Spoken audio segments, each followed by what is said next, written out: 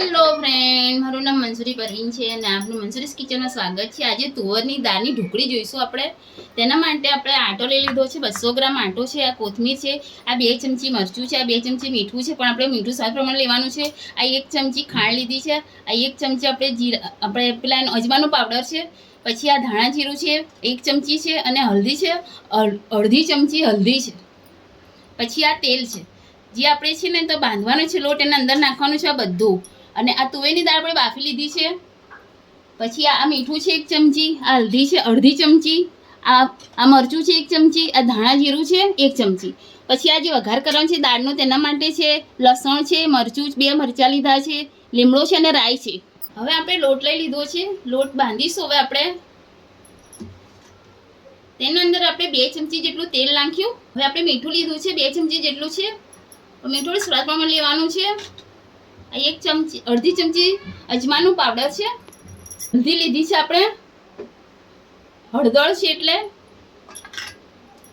આ ખાંડ લીધી છે આપણે 1 ચમચી જેટલી છે, ધાણા જીરાનો પાવડર છે, આ કોથમીર છે,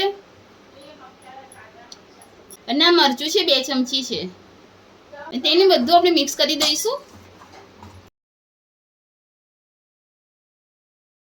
હવે આપણે ગેસના ઉપર તપેલો મૂકી દીધું છે। આપણે જે દાળ બાફી છે તુવેરની તેનો હવે આપણે વઘાર કરીશું।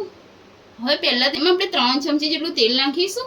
હવે રાઈ, મીઠો લીમડો, લસણ અને મરચાં નાખી દઈશું તેમાં આપણે। હવે આપણે રાઈ તતરી ગઈ છે, તેના અંદર આપણે થોડું તેના અંદર આપણે દાળનું પાણી નાખી દઈશું જે આપણે બાફ્યું છે તે। હવે તેમાં ધાણા જીરાનો પાવડર નાખીશું, મીઠું નાખીશું,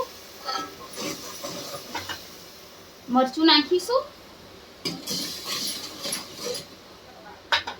હલ્દી નાખીશું,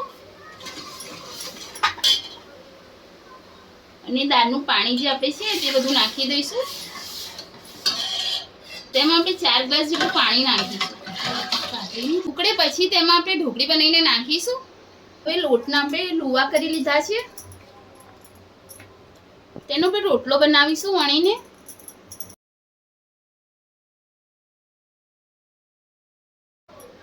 હવે છરીથી આપણે તેને પીસ કરી લઈશું।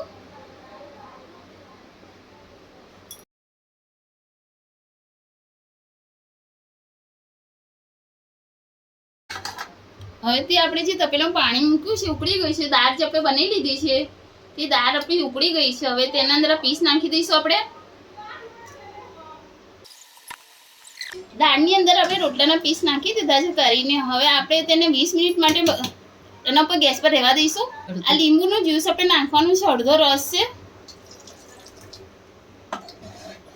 એ આપણે છેલ્લે જ નાખવાનું છે।